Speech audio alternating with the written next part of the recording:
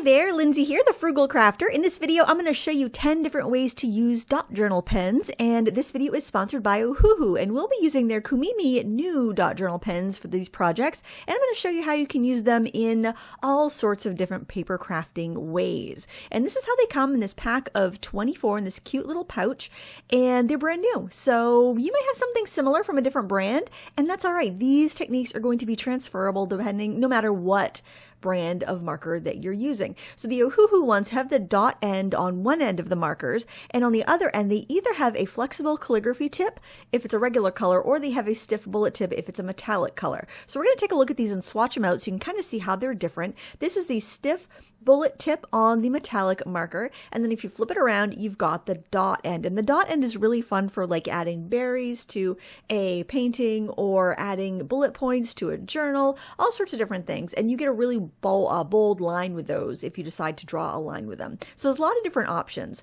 and I'm swatching the metallic ones on black paper because they're very opaque. They have a subtle shimmer to them, and they really stand out if you're trying to address a dark colored envelope for the holidays, or you just want to be able to add some dark images or some pops of bright sparkly highlight over some darker passages in a painting. And there you can see them on the light, not super sparkly, but definitely opaque and a little bit of sheen. And now we're going to look at the standard colors and swatch them out on just regular sketchbook paper. Now the neat thing about the fine nibs here is that you can use them on their side, you can use them with more pressure and get a thick line. You can use them upright with little pressure, get a thin line. So if you like to do brush lettering, if you're really good at penmanship and whatnot, you can have a lot of versatility with these. And there is a nice range of colors. There's 24 markers in all, 5 of them are metallics, and the remaining 19 are your standard colors. Now I do think the colors in this collection are a little bit more muted, meaning they're not super bold and vibrant. There definitely are the bold primaries, but I think all in all they almost have more of like a soft fashion color scheme to them. So just to kind of give you an idea, and you can see you can get quite a range of dot sizes depending on how much pressure you want to put on the dot tips.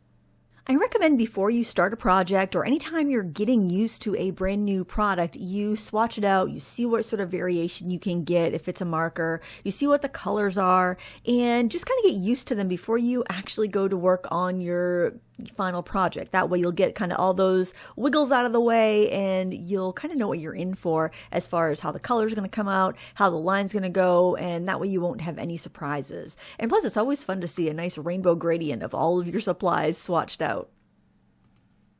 I think these colors are so pretty, from the soft muted pastels all the way out to the bold brights and neutrals. You really have a pen for pretty much every instance for today's projects. And the first project we're going to do is gift tags using the dot-to-dot lettering technique. So this is great for gift tags around the holidays, and all you need to know how to do for this is print. Now I recommend using the metallic markers for this because they're kind of special, and because the fine tips on these brushes are a fixed nib, meaning they're going to give you a very consistent line weight. So here you just want to print as neatly as you can. You want to make sure that your letters are fairly big, so you're going to have room to add the dots.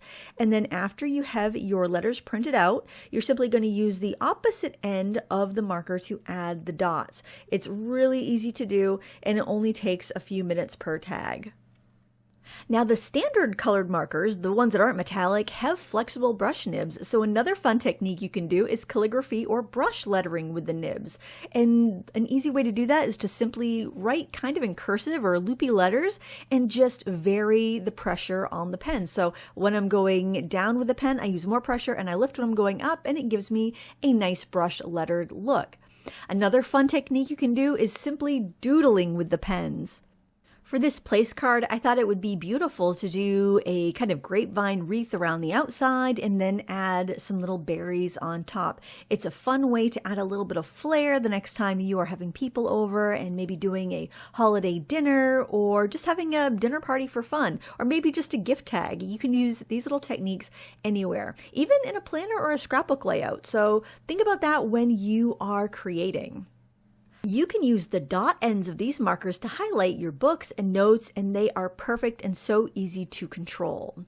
Speaking of books, if you enjoy planning or bullet journaling, you'll find these markers to be super useful for that. You've got the thick ends for making your bullet points, you've got the fine ends for writing your notes, and of course you have all these beautiful colors for doodling in little icons and making it look super pretty. Now let's get into some of the more creative aspects of using these markers. The first one would be using the markers to stamp. Now you've probably seen me do this technique with other markers before, but I absolutely love doing this with the dot markers because you have that nice wide dot nib to ink up your stamps with. I'm using a photopolymer stamp here. Rubber stamps are going to work really well, and you just want to get a good coat of ink on it, and then you're going to breathe on the stamp to re-moisten the ink. Your hot breath is going to re-moisten that, and then just press it down onto your paper, and you're going to see you get a really beautiful image. And I'm going to go ahead and stamp a bunch of different images here that we can later color. And when you figure having a set of markers like this is like having 24 ink pads, it becomes a really affordable way to get started in crafting. If maybe you've been thinking about it but couldn't justify the expense. If you already have some dot markers, it's a great way to kind of get used to it. Maybe buy a little stamp set. All the stamps that I'm using today came from one stamp set. So you can see that you can find products that will give you a lot of versatility. So I stamped the stems in like that dark hunter green. I'm stamping the flowers like these daisies, which I'm going to want to be white. I'm stamping in like really pastel tones of gray and pink and light blue. And this peony flower, I'm going to stamp in more of like a darker pink color because I'm going to want it to be a little bit bolder. I'm also going to stamp some little groups of leaves to kind of fill it out a little bit. And this is also a nice way to go from maybe crafting to art. So maybe you're not quite there with drawing yet, but you want to have a little bit of kind of something to guide you. You can start by stamping, and you can always work into sketching and drawing later. So here's a technique I'm going to show you. I'm going to stamp the flower on a post-it note, cut it out, stick it on my painting, and then I can stamp over that, and it makes the leaves look like it's in behind. And there we have our basic image down. And this is going to bring us to our next technique, which is coloring with the stamps. So what I'm doing here is actually using the fine tip of these pens that match the colors that I've already used to complete lines that are not there. Maybe the stamp had a gap or it wasn't quite long enough. And then I can actually use my markers to color in some of these images, like the centers of our daisies and anything else that I want to spot color with the detail of a pen. Did you know you can also use your markers for watercoloring? It's simple. Just get a little dish or a palette and scribble the markers onto the palette, and then get some water and a paintbrush. You can simply add some water to the ink that's on the palette, and you can paint with it just like you would any watercolors. It looks great, and it really increases the versatility of these markers as an art medium. One thing to keep in mind is that the ink on the paper that you've stamped is going to lift up with the plain water, so you may not even need to bring that much paint over from your palette or ink over from your palette, but it is a nice way to be able to control how much color you get down. And look how pretty that looks, and it really elevates that plain stamped image to being more of a painting. In fact, there's a technique called no-line watercoloring in the stamping community, and basically that's this. You stamp with a really light color, and then you watercolor over it, or you use markers over it, and it kind of makes the lines disappear as you go. And since we stamped in with the colors that we're actually going to paint with, they do just kind of meld away and disappear, and they look so elegant and pretty when you're done. I hope you give this technique a try because it's one of my favorites to do with water-based markers, especially these dotting markers. And one little bonus tip for the watercoloring section here is if you have leftover paint on your palette, you can use the spattering technique, which is basically adding water to the paint on your palette and then flicking it over your painting to give it a really artistic flair.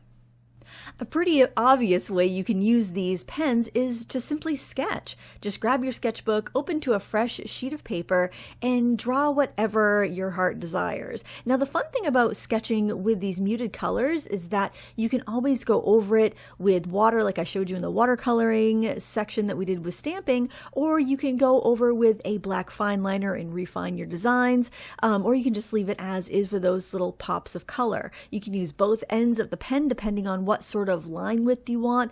And it's just a kind of a creative way to break out of an artistic rut using a different type of pen or pencil than you're used to. So sketching, tip number 9.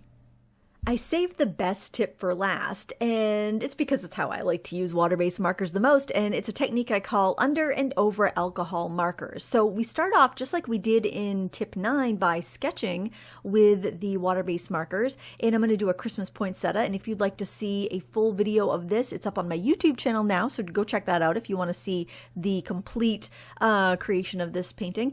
But you want to just start off by sketching with, I like to use a lighter tone just in case I make a mistake. It's not really going to show up.